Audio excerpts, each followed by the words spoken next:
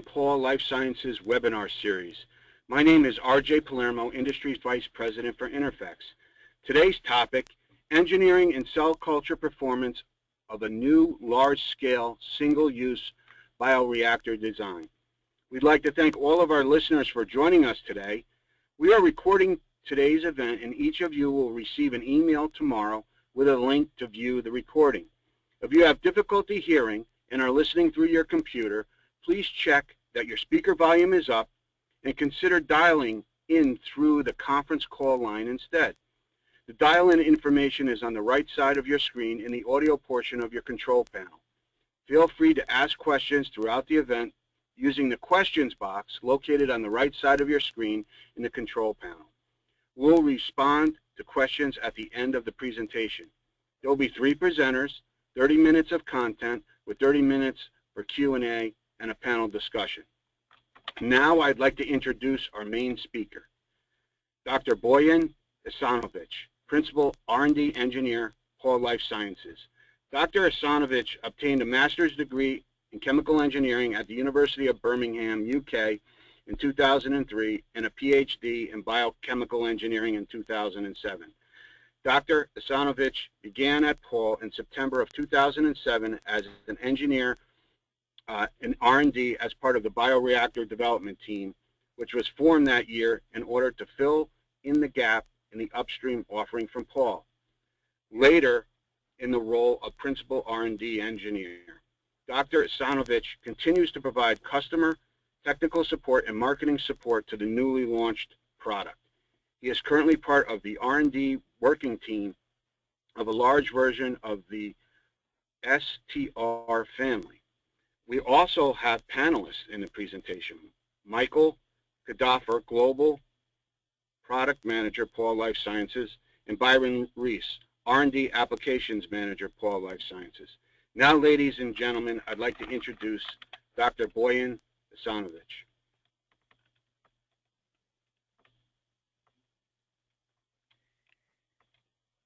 Good morning and afternoon to everyone, and welcome to this webinar. My name is Bojan Isailovic, and I will be giving this presentation on the critical features and basic principles underlying the engineering, design, and performance of the Pall Allegro single-use STR family. So the agenda for today is split into 4 parts. First, what is so special about the Allegro STR single-use bioreactors? What are the main features of this system, and how will the customers and users benefit from them? Then I will move on to engineering performance, which will include data on mixing, comparison with Computational Fluid Dynamics model, oxygen transfer or KLA, and CO2 stripping capabilities. This will then lead to the cell culture performance data. What can Pall offer to customers? Well, extensive qualification packages which cover detailed testing of critical system functions and verifying compatibility of bioreactor materials with typical cell culture process fluids. These packages include tests on both hardware, such as factory acceptance test, installation and operational qualification, and site acceptance test. And on the single-use components, we provide USP, that is United States Pharmacopoeia range of tests on plastics and extractables and leachables. And to finish off, we'll have a question and answer session where you will be able to ask any questions relating to the product family or any clarification relating to that at the end of this presentation. So here you can see the whole family of Pall bioreactors. So STR200, 1,000 and 2,000 liter. STR200 was launched early last year. STR1000 was presented in INSPEX in New York earlier this year in spring and will be fully released towards the end of this year. And STR2000 will follow soon after in the second half of 2016. The design of all vessels is based on the geometric scalar principle. All 3 vessels have an ideal 1-to-1 aspect ratio, that is the ratio of working height to width. The impeller aspect ratio used is between 0.3 and 0.5, which is the ratio typically used in industry and it's well characterized in academic research. All three bioreactor sizes have a turn-down ratio of 1:3, so minimum working volume being 1/3 of the maximum nominal working volume. So let me start with the first group of benefits. Intuitive handling. So we learned from customer experience that it's not just the performance that matters, but also product usability, i.e. ease of use related to the product. So why is this important? Well, firstly, it minimizes the risks of human error during setup and operation. A poorly guided process can lead, in the best case, to missed installation and operation steps, the need to repeat these steps, operator frustration, and lost time eventually. And timing is very important in organizing and running a complex process such as cell culture. In the worst case, mishandling the system, especially the single-use component, can lead to system damage, loss of product, which all ultimately lead to financial loss, rescheduling, and customer dissatisfaction. And how do we bring about this benefit? Well, I'll give you an overview of the main features in this slide, and then I will describe them in detail in the slides to follow. So what we did, we looked at the complexity of the system, the number of connectors, lines, filters, etc., and color-coded and numbered them, all the lines and components critical to the installation process. And in addition to this, graphical user instructions were added to the door of the STR200, which is shown in this example, to guide the user through the process. The graphics is aided by the step-by-step sequence of the installation process visualized in the controller software. So all these features ensure a quick and easy system setup from taking the biocontainer from the packaging box to the point where the media is ready to be filled all in less than 30 minutes.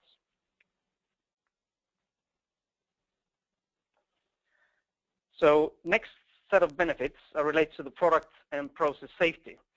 Again, this will be an overview of the main features, then to be followed with the details in the subsequent slides. So we have a specially designed packaging for the single-use biocontainer that provides compact and neatly folded product shape where critical components are housed securely and protected from any potential damage during shipment or installation by an operator. There's also a system of switches and interlocks on the hardware for guided biocontainer installation, which is aided by the color coding and graphical instructions previously mentioned, as well as the software guidance. They all drastically reduce the risk of damage of the biocontainer or hardware by operator mishandling. Lastly, a robust hardware and software design, which was extensively tested and validated, and this minimizes the risk of system malfunction and operation downtime.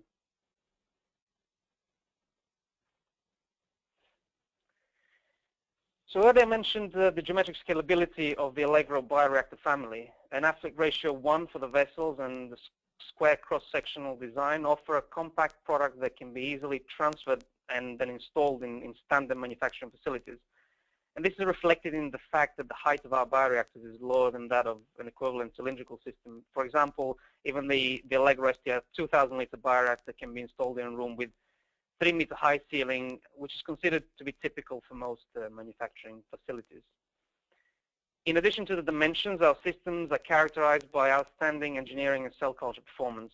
This includes excellent mixing performance, supported and verified by CFD, or Computational Fluid Dynamics model, oxygen transfer, and scalable cell culture performance from small-scale bioreactors. All right, so our bioreactor vessels differ from most of the single-use stirred bioreactors in the market in the way they are square cross-section. So why was this geometry selected? Well, there are 3 aspects to consider. One, handling, and this is not only handling by the user, but also easier to handle, fold, and package during the manufacturing process. This clearly gives us higher manufacturing yield, but also minimizes the chance of creating any defects in manufacturing that could then cause undesirable effects at a customer site. That could be during setup, or even worse, during the actual cell culture process. So the square shape with clearly defined sides also aids the user interaction and automatic inflation and fitment in the bioreactor totes. Unlike the cylindrical unbaffled vessels, the square-shaped one offers a natural baffling effect. So the latter configuration, i.e. the square configuration, prevents the formation of undesired tangential flow in the form of vortexing, which leads to fluid compartmentalization, concentration gradients, and ultimately long mixing times, which is not desirable. Good and homogeneous mixing was also demonstrating using a CFD model for all three scales, which correlated very well with experimental data. This data will follow in the later slides, and I'll cover them then in detail. Finally, space requirement is another positive effect of the square geometry in the fact that even the 2,000-liter Allegro bioreactor is less than 3 meters high and certainly less than the equivalent cylindrical vessel. This efficient use of space offers customers a benefit of not having to rework their facilities when transporting and installing the system at their desired location. So now we'll talk in detail about the packaging design for our single-use biocontainer. The example that you see in this picture is the STR200 biocontainer, but similar principles are applied to the STR1000 and 2,000-liter biocontainers. The biocontainer is folded neatly into a compact cuboid shape, which makes lifting and carrying by the user easier. The foam blocks, the white blocks that you see in the right picture, they support and house all sensitive components. So, for example, the lower foam block supports the impeller and shaft seal housing, while the top foam houses filters, coil tubing, and connectors in specially made slots. So what this does, this prevents contact between various system parts that could lead to damage of critical components like the film, being the most sensitive component. Actually, significant effort was invested in isolating and preventing the impeller as well, and connectors and filters from rubbing against the film or each other, especially during transport. We found that why this is so important, because we found that a number of customers reported a significant number of issues with damaged film and leaky biocontainers upon receipt from other suppliers, which only emphasize the need for careful consideration, which was shown here with regards to the packaging design. Another point worth noting is the purpose of the top foam block is not just for protection in packaging, but also to aid the user during biocontainer installation in the tote. The biocontainer has numerous tubes and filters, and without proper support, the user will find it very, very difficult to carry and securely install it. In addition to that, trailing tubes can be a trip hazard as well. The top block holds all these components securely in place until the biocontainer is secured in the tote and fully inflated, at which point the user is left to remove and lay out tubes and filters with relative ease. So now moving to the details of the biocontainer installation. So there are 4 areas of unique features that we'll talk about. First, minimal operator interaction with the system, and this really stems from the automatic inflation and self-adjustment of the biocontainer, but it's also contributed by efficient biocontainer packaging and folding. Guided installation sequence, which relies on the graphical user instructions on the hardware in conjunction with the color-coded and numbered lines, and software-guided sequence. There are a number of checkpoints like LEDs that you can see in this picture on the control cabinet. Activation steps in the software visualization that ensure no installation steps are skipped, and they give assurance to the operator that everything is done correctly. So this slide shows 2 systems. So it shows loading of the STR200 on the left-hand side and the STR1000 and 2000 on the right-hand side. So where we analyzed the ergonomical aspects and folded and packaged the biocontainer in a way that can be handled easily by extremes of user constitution. So we looked at 5th and 95th percentile users. So this means easy lift-off from the box and transfer to the tote with no strain on the operator, no trailing or protruding parts from the compactly packed system. In the case of STR200, it requires a single person, and for the 2 larger scales, 2 people are required only for the short period of transfer of the biocontainer from the box to the tote, and afterwards it is a single person handling. This part of installation has been verified with extreme user constitutions, 50 and 95th percentile users, both internal and external users, were part of usability study during our internal product validation. So I already mentioned in one of the earlier slides that usability, the usability aid in the form of graphical user instructions and color-coded lines and connectors. Because of the complexity of the system with regards to the number of connectors and lines, filters, we decided to color code and number all parts relevant to the installation process. And this goes not only for the biocontainer lines, but also for the hardware lines, totes, both the tote and the controller. Each color number set represents a subset of common installation steps that need to be performed by the user. So as expected, the installation would start with a subset 1, as in this example, which demonstrates the connection of the sparger filter to the sparger line on the biocontainer via a Pall Clean Pack connector. So the user in this case does not have to think what this line is. They don't have to filter out and trace a line among 10 to 15 possible lines. They just need to connect 1.1 to 1.1 and step completed. The coding starts it clearly with 1 and then finishes with the very last step in the cell culture process, which is draining of the fluid, where the drain line in this case is numbered as subset 7. So all the critical installation steps are also summarized on the installation label that you can see on the left-hand side picture. In this case, it's affixed to the tote door on the STR200, so it is easily visualized by the user while installing the biocontainer in the tote. And the label uses an easily understandable language of pictures, colors, and numbers. So no words, no relation to a specific language. This graphical summary greatly helps operator training and avoids the need for the user to go through a lengthy user manual, which no one likes. Even though you would expect after a significant number of runs that the user will be so experienced that he or she would not need instructions anymore, we found through various usability trials with customers that they actually like having a reminder, because this gives them a sense of assurance that everything was done correctly. And this is clearly very important, especially in the cell culture business, where cost of running a batch and product value is considerably high. So moving on to the biocontainer installation, the folding and orientation of the biocontainer allows the user to run an automatic inflation process from the controller screen with minimal or no interaction. The top foam block, as I described earlier, retains all the tubes, connectors, and filters till the end of the inflation process. So the user does not have to intervene in terms of laying or supporting these components until after the inflation has been completed. The inflation is time and pressure driven from the control system, where real-time pressure signal is transferred from the single-use pressure sensor on the biocontainer. So the biocontainer automatically inflates and self-adjusts in the tote to the point where the user can lay out all the top connections without any danger of the biocontainer overinflating and eventually getting damaged.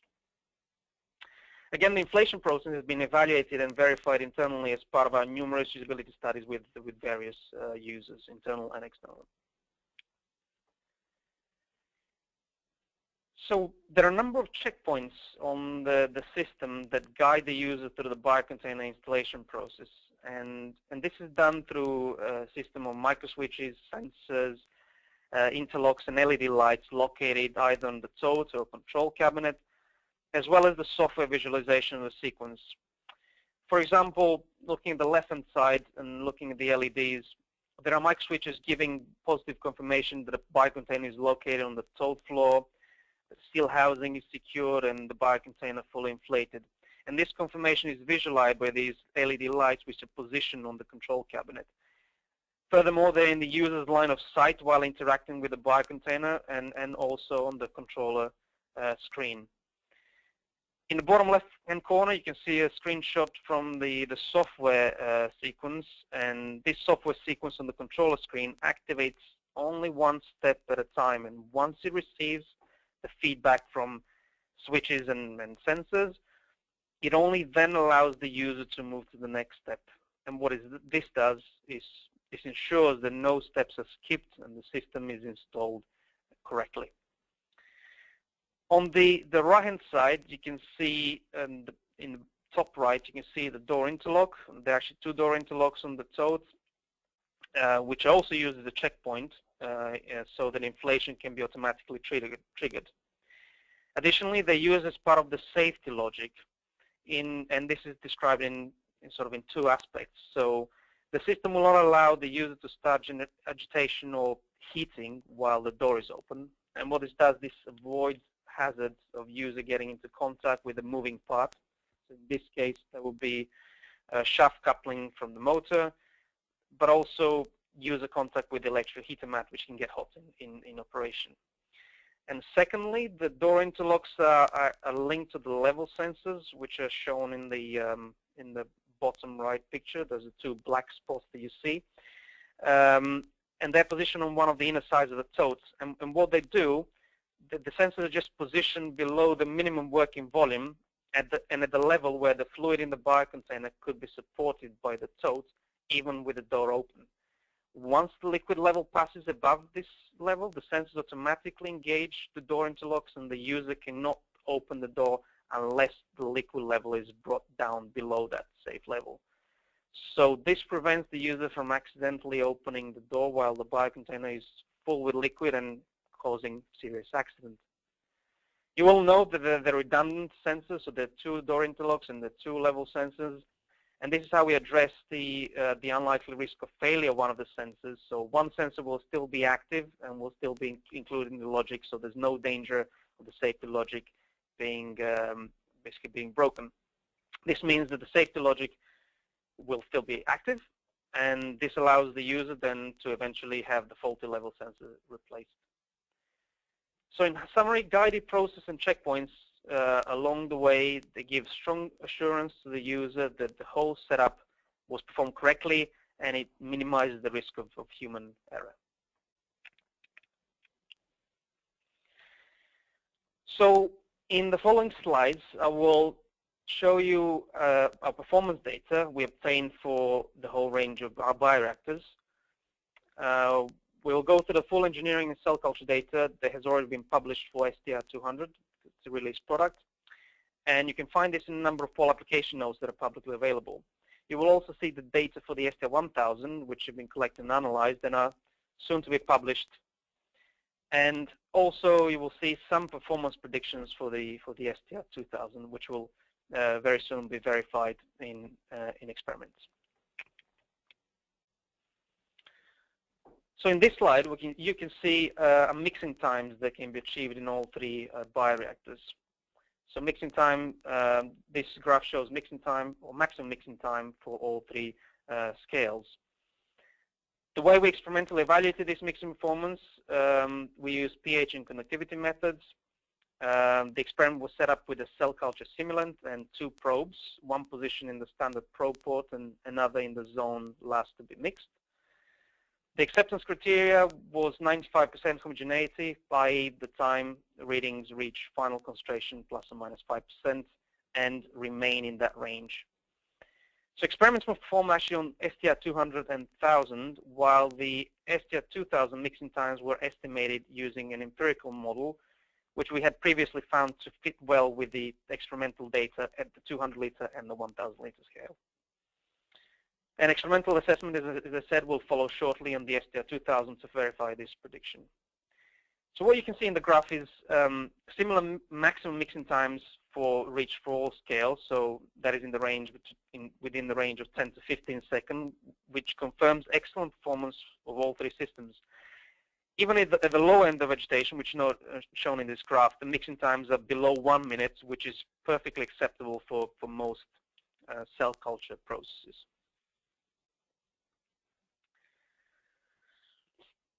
So I mentioned at the beginning that we also used computational fluid dynamics to develop a numerical model, and we compared the mixing performance predicted by the computational fluid dynamic model against the experimentally obtained mixing times. So the top left picture shows snapshots of mixing processes at certain agitation speed, where a tracer was added in one of the corners, which is the red dot you see, and then it's dispersed, and its concentration was observed in the fluid over time. And the modeling showed that mixing was achieved quickly, but more importantly, full homogeneity was achieved with no dead zones anywhere in the vessel. The model was also used to observe flow patterns through the fluid, velocity profiles, energy dissipation profiles, which are not shown in this slide. But what they demonstrated to us is that there was strong fluid motion in all reactor regions, and we just supported our results that there's good homogeneous mixing with no dead zones anywhere in the vessel. And in the right-hand side, you can see a graph where we compared the model predicted mixing times, which are shown in dotted line for the two probes, versus experimentally obtained mixing times, which are shown in solid lines. And you can see there's a very good correlation between the mixing times obtained by two different methods. There is a slight overshoot on one of the probes in the CFD model, but the overall mixing times are exactly the same between the two methods. The next slide shows oxygen mass transfer coefficient data, or KLA data, obtained for the STR 1000. So how we evaluated this, we had an experiment set up with a cell culture stimulant again and run at a range of agitation speeds at a fixed air sparge flow rate of 0.1 ppm. In this case, in 1,000-liter case, that's 100 liters per minute. So we ran only with air. KLA was obtained using a dynamic gassing out method with air and nitrogen, and we used two DO probes located in the vessel. KLA values were then calculated using the slope of the DO, dissolved oxygen, versus time profile between the DO values of 20 and 80%, hence why you see KLA 2080. And literature data generally places KLA values for traditional STRs in the range of 5 to possibly 10 inverse hours. But what you can see from the graph that our system can achieve KLA of up to 40 inverse hours, and that is with air only and using the ring sparger. So this just shows another excellent performance feature of the Allegro STR. This slide basically shows a slightly different or slightly different representation of the KLA values, and this shows KLA values as a function of agitation speed and air flow rate through the ring sparger. And this is the plot that can be helpful for customers to select the right conditions for their process and aid them with the transfer of their process into the Allegro STR bioreactors. So you can see this is a graph showing KLA as a function of, as I said, a power input per unit volume, and both parameters, KLA and power input, are often being used as a scale-up factor, which is usually maintained across the whole scale. So this is the graph showing the KLA graphs for the family of products, and what you can see is KLA is a function of power input per unit volume. And why we use power input per unit volume in KLA is because they're generally often parameters used as scale-up factors. So here we show two experimental graphs for 200 and 1,000 liter, and you can see that they're all comparable. And the STR 2000 KLA values were estimated using an empirical Van Riet model, which we had previously found to fit well with experimental data at 200 and 1,000 liter scale. And as I said, experimental assessment on the STR 2000 will follow to verify this prediction. But in conclusion, you can see that all the KLA profiles are comparable across the scales. So they also range between 5 to sort of 35 to 40 inverse hours, which supports the scalable design of our bioreactor family.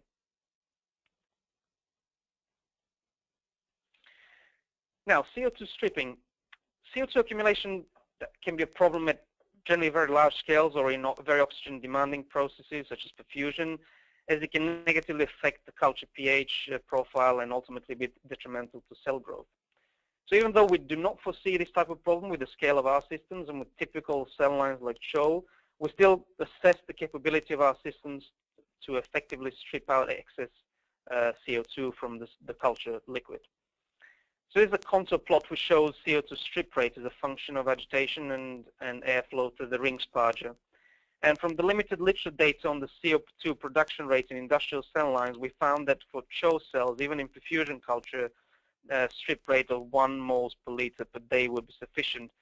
As you can see from the contour plot, our system has the capability of 5 times that capacity, so up to 5 moles per liter per day, which means that it could cover even more demanding process cell lines.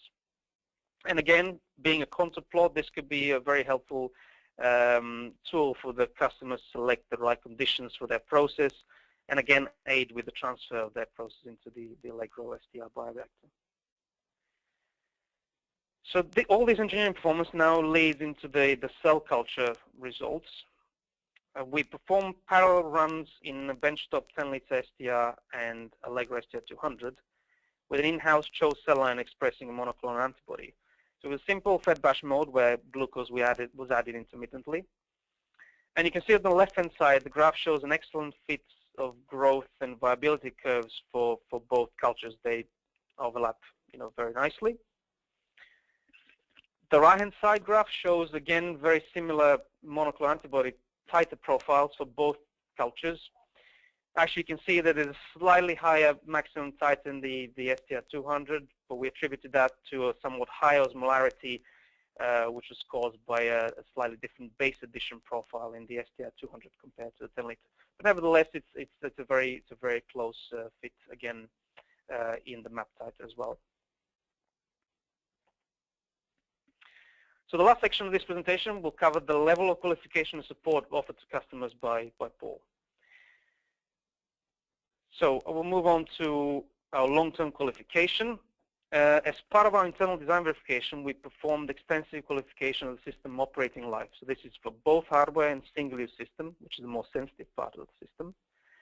And our operating life tests involved running the system in operating streams. So minimum maximum volume, minimum maximum agitation, minimum maximum gas flows, and all that for a minimum of 28 days continuously. And the focus was on inspecting the film, seal housing, and any other critical components for the absence of liquid leaks and visual damage. So we've tested approximately 40 systems in thermal verification study with 100% pass rate. Some of the tests involve subjecting packaging to harsh drop and vibration tests to mimic extreme transport conditions, and a number of systems were subjected to real-time shipping trials across the world.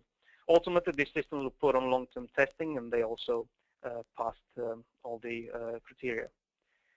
Several systems were actually left to run in excess of 150 days continuously with no detrimental effect. So the truth is we never really reached the failure point, and the only reason why we stopped test is just the limitation in the number of rigs that we had to test. So moving on to the gas flow qualification.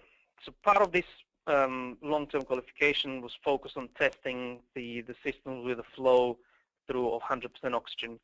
And then why did we do this? Well, oxygen can have a detrimental effect on plastic structures such as exhaust filter capsules, which we use in our systems, through the oxidizing process. It can also present a self-emission hazard, especially if it comes into contact with some organic material along its way through flow channels. So our experiments involved passing 100% oxygen at maximum permitted flow through the critical bioreactor components such as the exhaust filters, film, tubing, and clean pack connectors for a minimum of 20 days continuous period. At the end, all components retained their integrity and burst or tensile strength after test, which means they were safe to be used with 100% oxygen. Another set of tests involve running air and maximum permitted total gas flow rate through the, in this case, STR 200 and in the 1,000-liter biocontainer over a minimum of 28-day continuous period. And the objective was to confirm that the exhaust filters remain free of any condensate, i.e., there's no filter blockage. And they did retain. They were basically they were blockage free. And the pressure in the biocontainer was retained within the safe working range for the whole test period.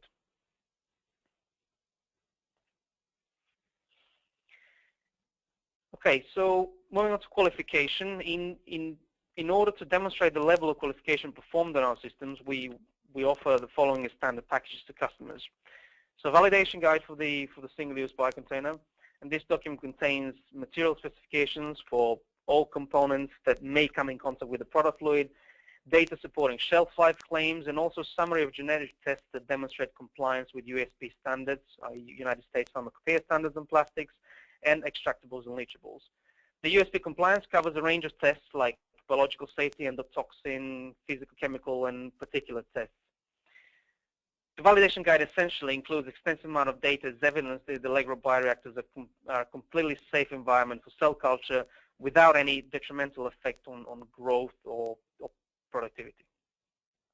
As far as the hardware is concerned, the qualification package includes factory acceptance tests that include setup, calibration of critical functions, including software, and this is performed on every newly built system. Additionally, we offer IQ installation or OQ operational qualification packages where the desired and expected operation of the system for both hardware and software can be verified at a customer site with respect to all critical functions. The optional site acceptance test package is also available for running any specific functional tests tailored specifically for a customer, which are not already covered by the FAT or the IQ-OQ. And all this qualification work is fully supported by trained Pall engineers at customer sites globally. So Pall has an excellent global servicing network of engineers that can help customers with any troubleshooting on the hardware and the software. The servicing package would also include annual verification of the system operation, recalibration of relevant components. In addition to that, we have a network of highly specialized cell culture application engineers who are there to provide training to the users on system operation in cell culture, but also support the integration of Allegro biocontainers into new process or to transfer custom existing process into Pall technology. Pall also offers specialized training for customers and process development services where our group of process development engineers and cell culture scientists can work closely with a customer to develop their process from beginning to end. And these services greatly reduce the time and effort the customer has to invest in transferring or scaling up a process into new technologies such as this Pall Bioreactor technology. And finally, a summary of all the major benefits that Pall brings to customers with the Allegro STR Bioreactor family. Intuitive handling achieved through a guided installation process using graphical guide, colored and numbered lines, as well as intuitive software interface. All of these features ensure a quick and easy system setup from packaging to media fill in less than 30 minutes. So no downtime, no operator frustration due to missteps or mishandling or damage to the systems in worst case. Process safety achieved firstly through a unique packaging design extensively tested and verified. So risk of damage to the biocontainer during transport or operator installation is drastically reduced. Secondly, a checkpoint system based on various switches, sensors, and interlocks, which in conjunction with the color coding I mentioned earlier, minimize the risk of damage to the biocontainer or hardware by operator mishandling. And what it also does, it also gives the assurance to the operator that the setup has been completed correctly. Furthermore, the interlocking system offers high level of operator safety. So I talked about the overpressure protection and also the liquid level protection. A compact system that can be easily transported and installed in standard manufacturing facilities. And finally, the bioreactors that offer great cell culture performance scalable across the whole range and a wide range of operating conditions to suit even most demanding cell culture applications. So with this, I'm finishing the presentation, and we are now open to any questions. Thank you. Thank you, Dr. Isailovic. At this time, we'll begin the panel discussion and the question and answer portion of the webinar. First, please take a moment to answer the question on your screen. Do you have a need for a single-use bioreactor?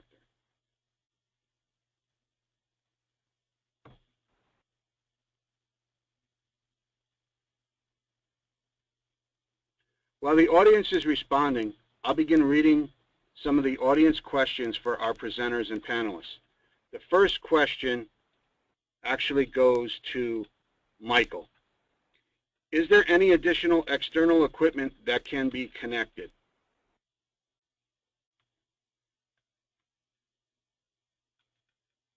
Michael? Right.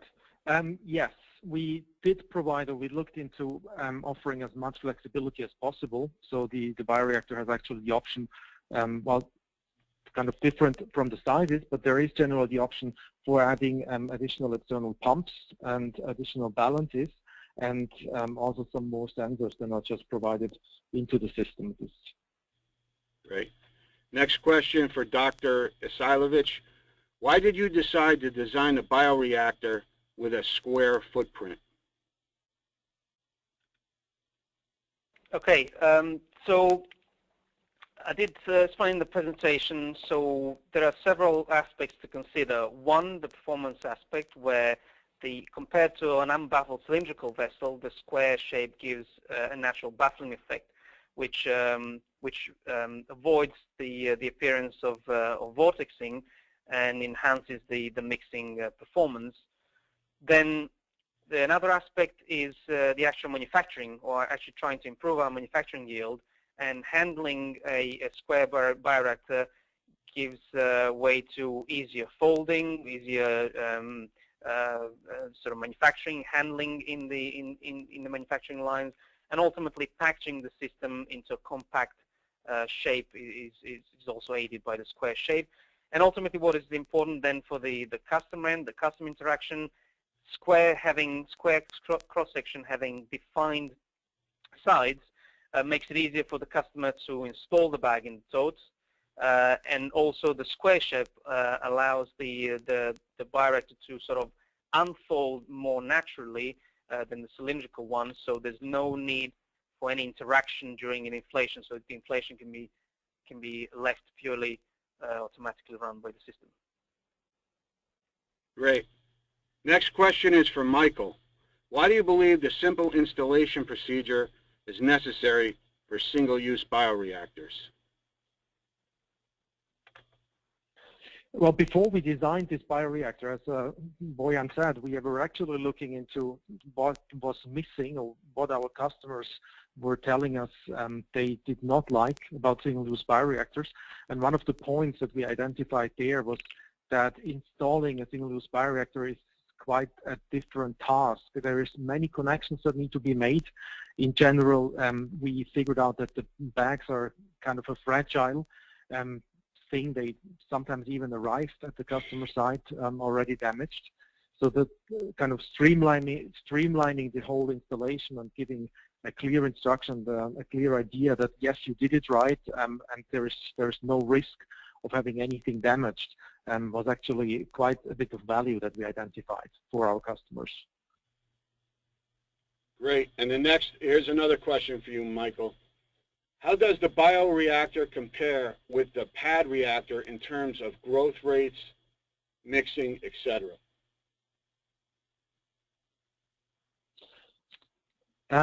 Well, the bioreactors are slightly, obviously, kind of different in terms of the mixing itself. I mean, the pad reactor has been on the market for a couple of years. There is quite a bit of data available, specifically in the field of using microcarriers in the pad reactor. So the data suggests that the mixing in the pad reactor is actually it's a gentle mixing, which reaches, let's say, similar values for growth and for cell culture performance. Compared to that, on the STR single-use bioreactor, we did test a couple of things, but we haven't moved into the testing of microcarriers yet. So we can't really say anything on that side. We do have, due to the direct drive bottom impeller and the large, very large impeller, we do have quite a high power input that we can actually get, which might not in all cases be needed, but not specifically not on the microcarrier space. Okay, great. Dr. Isailovic, here's one for you. Which sensor technology does the system use? So we have two options: so conventional probes, and that means conventional polarographic DO probe and pH probes that can be inserted into the biocontainer in an aseptic way through a clean pack connector. So we offer up to 4 sensors on the 200 and up to 6 conventional sensors on the 1000. And also there's an option to use single-use sensors, which are basically fluorometric technology. So you can use either of those two. Great. Next question is for Byron. Can you run perfusion on the STR? Yes, it's not something that we have tested in-house yet, but we certainly had perfusion in mind when we were designing the products. So the connections, for example, on the single-use systems themselves are already there to allow the easy removal of liquid and to feed into your perfusion system. Plus, as Michael's already mentioned, you can add additional pumps and balances that will enable you to monitor your diffusion process, and the whole thing can then be controlled, if you like, through the inbuilt OPC through the system. So you can use your supervisory software in order to create a control strategy for your perfusion. So yes, it's certainly possible. Great. Dr. Isailovic, here's another one. How do you make sure the biocontainer is unharmed when shipped? Okay, so we invested a lot of effort into designing. Well, first of all, looking at the folding of the bioreactor and then how it is packaged. And as I explained in one of the slides, we specifically designed the packaging to house components securely, prevent them from rubbing against each other, especially against the film. And we've performed numerous, a large number of tests where we either subjected the packaged biocontainers to harsh drop and vibration tests, and then put them on a long-term test as the customer would do, fill it with liquid, run it at maximum conditions for a minimum of 28 days continuously. But we also did some real-time shipping on the number of containers where we used standard carriers, send them across the world, got them back, and basically put them on the long-term test. And with this high number, said this is 40 biocontainers that were tested, and they all had 100% pass. Great. Next question is for Byron. What sparger rates and aggregation speeds were used for the cell culture? Okay, so for the cell culture run that presented in the presentation, we run the 200 liter at 80 RPM, and that roughly give a power input of 40 watts per cubic meter. And then we match that with our small benchtop vessels. So they run at approximately 150 RPM. So we did the calculations to work out the scalability there and found they were well within the operating range for both systems. The sparger rate we applied was 0.05 VVM, so around 10 liters per minute for the 200 liter system. Next question is for Michael. Where did Paul learn to program bioreactor controls? That's a very interesting question, actually. Obviously we didn't do it all by ourselves. We were working very closely together with DITA, which is a very well-known supplier of stainless steel bioreactors. There has been quite a long cooperation with DITA in terms of stainless steel systems and Pall in the past. So we were kind of using this relationship with DITA and learned quite a bit from each other. It's not that they did all the tasks by themselves. So some of the key functions and and of the aesthetics of the user interface is definitely from us, but they helped us quite a bit with the underlying functionalities in terms of the control of the bioreactor. Dr. Isailovic, this one's for you. How many sensors are available to connect to the system?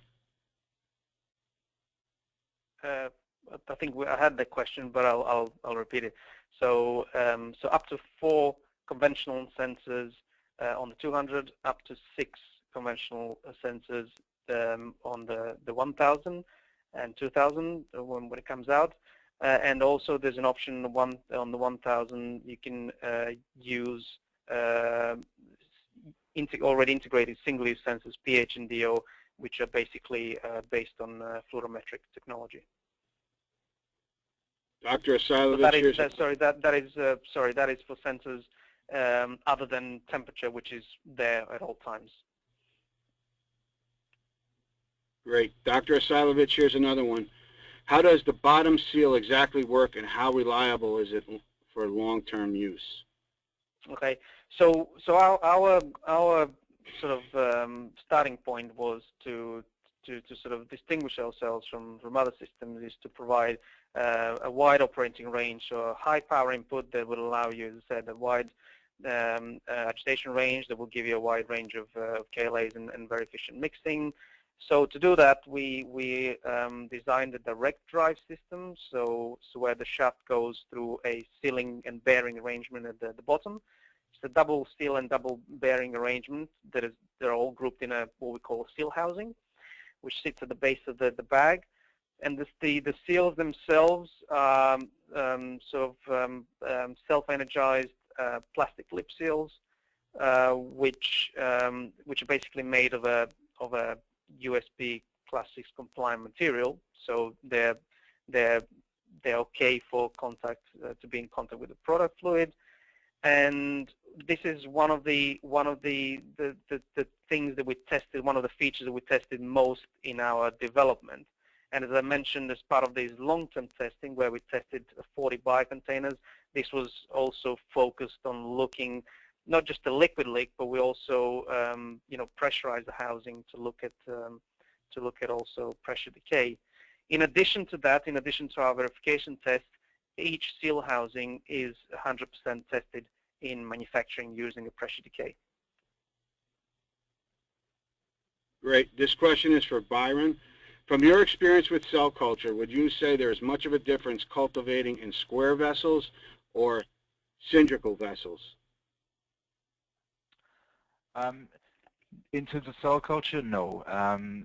The square design of the Pall technology is basically fulfilling the role of baffling there. So for large-scale round reactors, they would typically incorporate baffles to disrupt the flow of liquid and prevent the formation of vortexing, which can be disruptive, have a negative impact on cell culture.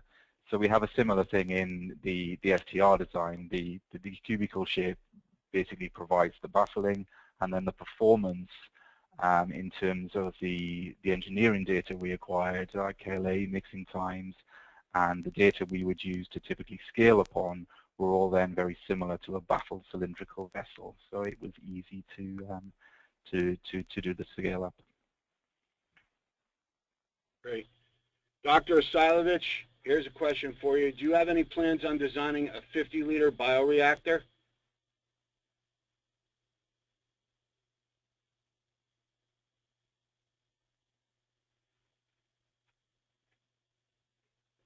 Hello? Dr. Isailovic? Do you have any plans of designing? Sorry, yep. Yes. Okay. So when we started with our bioreactor offering, we started with a 200 and then decided that the market was asking for the larger scale reactors, so we decided to go upwards and going to 2,000 liter scale. But we're certainly considering a smaller scale. As soon as we release the 2,000, we'll most likely look at the smaller scale because there is some demand. for them. Whether that's going to be a 20 or a 50 liter, that's still to be decided. This one's for Byron. Sparager details, numbers, hole size, etc. I'm going to hand that over to Bojan, who designed the sparger. He can give you more details on that one. Yep. So the sparger is it's a ring sparge in both systems. The sparger on the 200 has 6 1mm holes, whereas on the 1000 it has approximately about 20 holes, which are of 2 mm diameter. Okay, great. Next question is from Michael. Is the STR different from competitor bioreactor systems? Yes, it is. I mean, I think the main difference comes from the fact that when we started designing the bioreactor, we had the opportunity to look at the bioreactors that were out there, which were mainly based on a cylindrical vessel, which we kind of consider as a relic. I mean, the cylindrical vessels, they all come from stainless steel. It's the format that was generally used on stainless steel devices. And when we designed this, we had the chance to actually look into it and make a proper single-use system that is basically designed from scratch and being looked at as a single use. And I think we did that pretty well. We did not, well, we broke with the convention of having a cylindrical vessel, and we implemented quite a bit of help with the installation, with the safety, additional safety, quite a bit of help into actually using the single-use system. So there is some significant advantages over, well, stainless steel, but mainly over the conventional single-use systems that are out there. Next question we have, and this will be our last question, and this is for Dr. Isailovic. Does Pall have plans to build systems larger than 2,000 liters?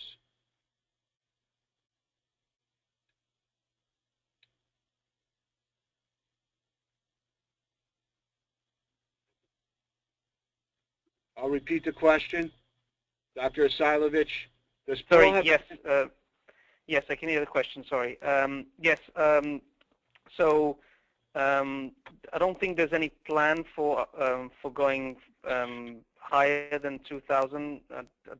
We don't see much demand on that, larger than 2,000. I think that the focus will be more on the smaller scale.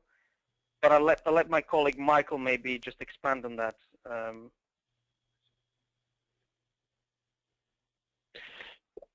Well, when we looked into the market of single-use bioreactors, there is certain risks obviously associated with the size, and it's not just only about bioreactors. I mean, even if we look at mixing systems or storage containers, the larger they get, they just run into limitations. At the moment, the largest size that we anticipate is going to be used is actually in the 2,000 liter range. And which is also quite a bit of a challenge for a bioreactor. I mean, we are using pressure-less vessels. You can't really apply pressures, and there is certain limitations, obviously, with that for building the bioreactors, also in terms of gas transfer. We also see a trend that in the near or the long future, since the cell lines they become more efficient, the trend of doing perfusion is actually kind of reborn, because with all the single-use systems and the sterile connectors, we actually get the technology now that can assure a perfusion process. And obviously, in either case, if you have more efficient cell lines or if you run a perfusion process, the overall volumes are becoming rather smaller than bigger. So we think that with a range of, let's say, 200 up to 2,000 liter, we can actually pretty much cover this range or this demand. Great. Well, that wraps up our webinar for today. We'd like to thank all of our listeners. If you have any other questions for Bojan, you can contact him directly by email at Bojan, ISAILOVIC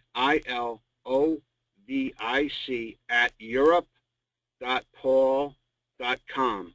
You can see Pall Life Sciences at the Bioprocess International Conference and Exhibition, October 26th through the 29th in Boston.